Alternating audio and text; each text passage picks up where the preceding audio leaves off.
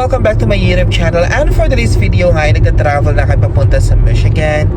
And ano siya, like 10 hours na drive namin. Pero mag-stop kami sa Indiana kasi i-meet namin yung father-in-law ko for lunch. And we still have like 4 hours and 26 minutes para dumating kami doon. And ipapakita ko sa inyo yung dinadaanan namin dito. Napakaganda. Oh my God, Char. Right there. Tingnan nyo naman yan kung gaano kaganda. And they still have, yan, 4 hours. And tingnan nyo naman yan. Napakaganda ng tanawin. Look at my asawa driving. Oh, papalitan ka mamaya kasi ano, ako na magdadrive mamaya. Yeah, I'm gonna show it to them. See? So beautiful. Ang ganda. Foggy siya, oh. So tingnan nyo naman yung dinadaanan namin. Napakaganda. And meron din ditong ito. Wala, ano kaya ito? Could be a business establishment before. Tapos wala na siya, ano yun. Tapos may mga bahay pa din dyan. Swerte lang nila, no? Kasi maganda yung tanawin nila. Pero syempre malayo din siya sa kabihasnan. Pero look at that house. It's really beautiful. Char English. Yan o, ang ganda. Ang ganda, ang ganda. Tumahimik ka. Char. So yan yung mga gamit namin nandyan. Yan, mga gamit namin. Nagkakalat. Look at this motel. Ano to? Mga bahay dyan. Ayan o. Ganda yung mga tanawin talaga. Hometown. Small town to. We're close to Kentucky. Tingin yung mga houses. So we are now in Kentucky. So I think border, small town siya ng Kentucky. So meron pa kami ilang oras. Like mag-stop muna kami for breakfast sa McDonald's kung anong madadaanan namin. And ito mga apartment to dito. I don't know what town. Oh, ito. State. Hindi. Anong town to? Yan. Small town siya. Pero maganda siya. Oh, fast place. So ako inaantok na talaga ako. Tulog na. So feeling ko tulog. Ito yung gagawin ko, matutulog. Muna ako magdadrive niyan. Ayaw kasi niya ng driving ko. Kaya siya na yung magdadrive. So ngayon, naantok na ako niyan. Hindi pa kami nag-breakfast kasi late na kami nagising. So kailangan namin umalis kasi matagal-tagal yung drive. So kailangan maaga pa para hindi kayo masyadong gabi na dumating doon. Pero samahan niyo ako. Ipapakita ko sa inyo kung gaano kaganda ang Michigan. Ngayon masisilayan niyo ang aking kayamanan dito. Char. Ang ganda lang nila, no? Grabe talaga. Yung dati napapanood lang natin sa mga movies, diba? Tapos ngayon, oh my God, thank you Lord. Ang ganda-ganda. Tapos meron silang mga barn house. Ayan, no? Ang ganda. Tapos malinis. Oh, ito yung afford namin na bahay. Hindi ko alam kung ano itong gulay. I don't know. Minsan kasi may mga cornfield din dito. O yan, social, pang mayaman. Mayaman natin yung may-ari niyan. Gusto ko siyang gawing ninong. Look at that view. Papunta na po tayo sa lungsod ng Santa sa Pilipinas. Samar. Ay, ang likod ng camera natin. Ay.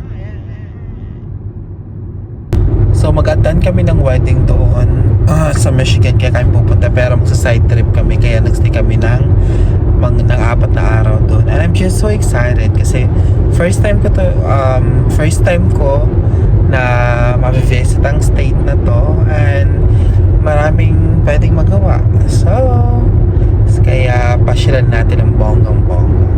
So ito yung mga nakikita ko. I mean, Yung mga nakikita nyo, nakikita nyo yan, di sa akin yan. Nakikitingin lang tayo dyan. Pero nagugutom na kami and we still have like 22 minutes or 20 minutes para doon makapunta sa may river. Makapunta doon sa McDonald's. Ay, gutom na po ako. So guys, nandito na kami sa Kentucky. Tapos nag-stop na kami para kumuha ng breakfast. So nasa McDonald's kami ngayon. Nasa curbside. So mag-order kami. And pumunta ako sana sa loob ng McDonald's para mag-potty break. And then, Diyos ko, kinabahan ako kasi nakatingin si mga tao. Alam mo yun, yung pagpasok mo sa nakatingin sila. Siyempre, iniisip mo, siyempre, hindi ka talaga lokal dito. Pero, everything was okay naman. Pero siyempre nakakabalang kasi nagtinginan silang lahat. Maybe dahil naka-model walk ako. Char! So, pero nagantay na kami ng order namin. Tapos mag-drive ulit kami na papunta sa Indiana. Dumating na yung order namin. Ito muna yung breakfast namin. Tapos meron kami dyan. Breakfast. Pero ngayon, magdadrive naman kami.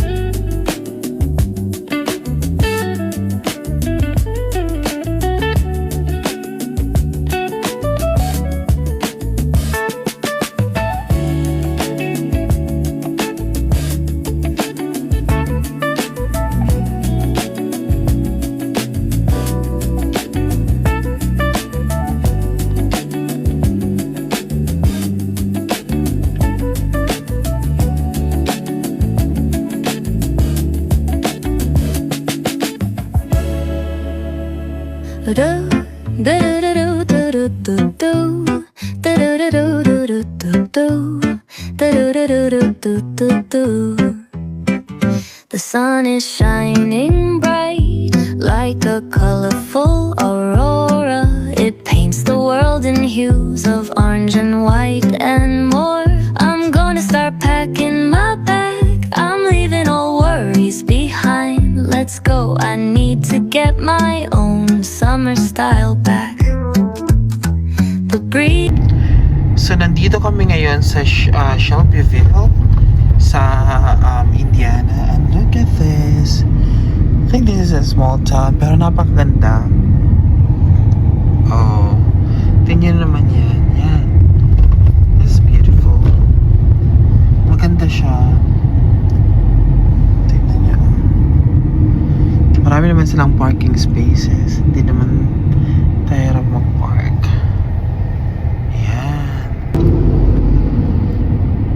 And then may train din. Ayan. Yan. So kami mag-stop muna kami kasi dadaan. Siya muna yung papaunahin natin. Ayan o, train. Hello, so nasa gas station kami. So bibili kami ng inumin and some drinks tapos mga snacks.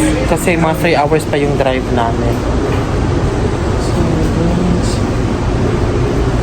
Can get some water. And then, chips. Nag-stop kami sa Indiana kasi kumain kami kasama yung father niya tapos grandpa. So, nandito na kami, traveling pa din. And if makikita niyo naman, masyadong foggy dyan. Hindi ko alam kung bakit. Ayun na, napapansin niyo ba? Can you guys see it? Ayun oh, foggy talaga siya. Baka nandiyan yung kapangyarihan. Are you still okay? Are you still okay? Your face is so big. Hey!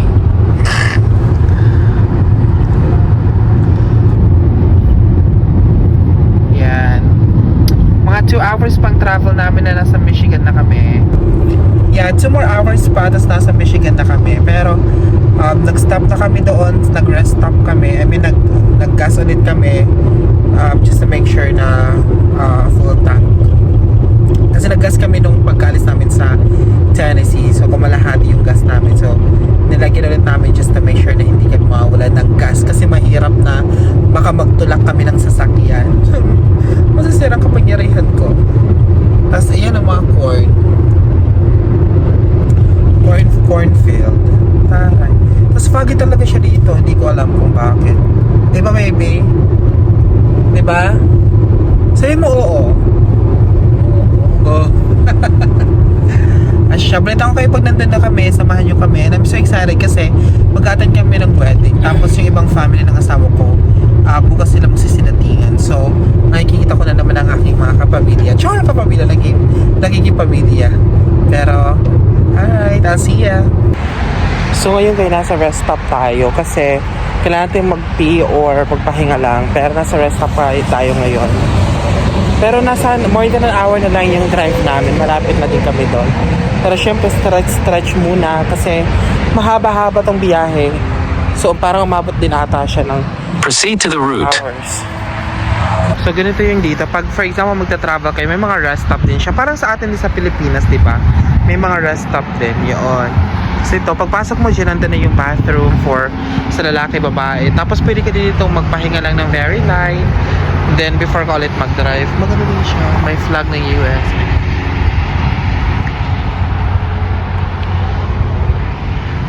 Tapos dito din, tingnan natin dito sa may likod. So, ayan. Maganda.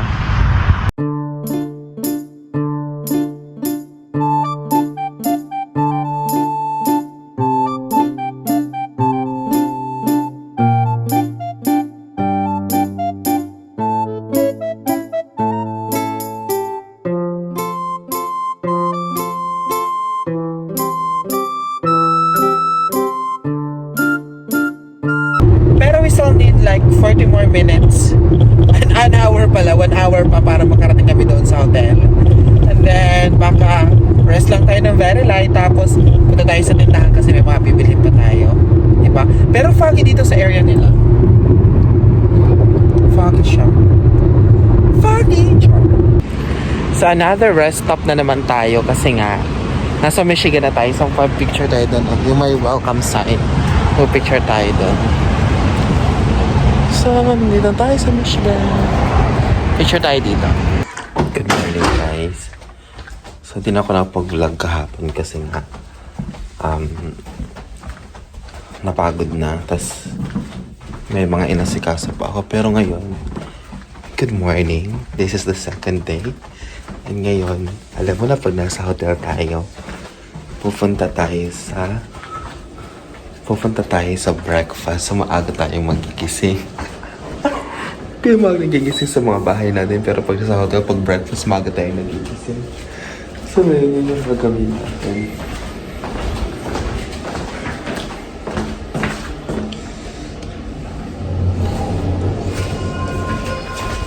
It's just so beautiful. Samahan nyo kami mag-breakfast kami ng aking asawa. kami dun. Hello guys, so mag-breakfast na tayo. Yung breakfast natin. Ayan yung sa labas ng property. And kita ko sa inyo yung breakfast. Para makita nyo kung ano breakfast. Yung breakfast, meron silang scrambled egg, bacon, alam yan, bagels, salad yan. Yan. Ibang iba yung breakfast na sa breakfast natin. Ano yung sa labas? Muna tayo sa pool area.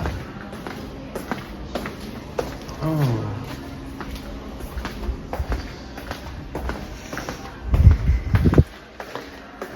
Yung gym nila. Ay, tara. Mag-gym tayo mamaya. Kunwari. Ano naman dito?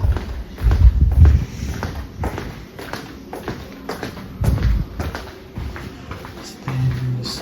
Wow, maganda na sa labas. Look at that pool. Jacuzzi. And the guapo right there. Look at this one. Now we have this pool. So perfect. Look at the back porch ng property. This is just so beautiful. Ayan oh. Ang ganda diba? And then foggy. Ito yung back porch. And feeling ko yung room namin is nandyan lang. Kasi nakikita ko to dito eh. Yung air na to. Pero maganda mag-stay dito sa gabi. Tapos yung fire pit ipa on. Pero maganda yung property. So, ang ganda niya dito. Perfect. So, pasok na kami sa loob. The door is locked. It's not locked. Let's go inside. Ayan yung lobby area.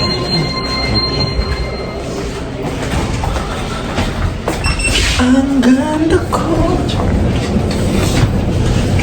Balik tayo sa room tapos tayo mag-breakfast. So, breakfast time is done. Hello everybody! So nakabalik na nga kami dito sa hotel and di ko alam kung saan pupunta mamaya pero mag-iikot kami dito sa Kalamazoo or Kalamazoo. Di ko alam paano i-pronounce yung name ng town na to. Para makita namin kung gaano makaganda dito. This is our parang second day na nakabakasyon. So titingnan natin kung ano ba yung mga pwede namin mapuntahan dito. So tapos ako mag-breakfast. And ito yung mga gamit namin nakaano pa dito sa... Kasi napagod niya kami kahapon kasi it was about like 10 to 12 hours na biyahe namin. Kasi nag-stop pa kami sa Indiana. Pero dito ngayon sa Michigan, kasi di ba may wildfire sa Canada. So yung usok niya, umaabot dito sa sa Michigan na area. So parang foggy or hindi foggy, yung usok na umaabot dito. So kailangan maging careful din. So, that's it for my first vlog para sa aking Michigan na travel. And I'm just so excited to give you more videos para sa mga update ko dito sa aking stay. And don't forget to like, subscribe. Paano ba yun? Don't forget to share, like, and subscribe to my YouTube channel. And imbitahan nyo na din yung mga kaibigan nyo na para mag-subscribe dito. Maraming salamat and God bless all. Bye!